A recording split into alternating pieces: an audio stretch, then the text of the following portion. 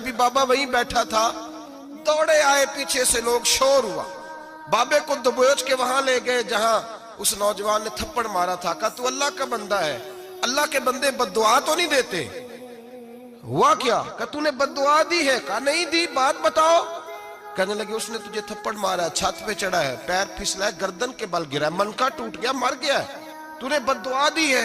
बाबा जी कहने लगे यार मैंने तो दूसरा लफ्ज भी नहीं कहा, भला हो कह के गुजरा हूं, मैंने नहीं बद्दुआ दी। कहा तूने दी है तभी तो मर गया। कहा नहीं दी।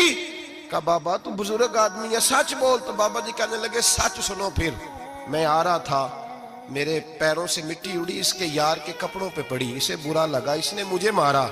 जब इसने मुझे मारा तो मैं कोई लावारिस तो नहीं था कि मेरा बदला कोई ना लेता, इसने मुझे मारा है तो मेरे यार को बुरा लगा तो उसने इसे मार दिया है, मेरी तो गलती कोई नहीं, यारों यारों का झगड़ा है।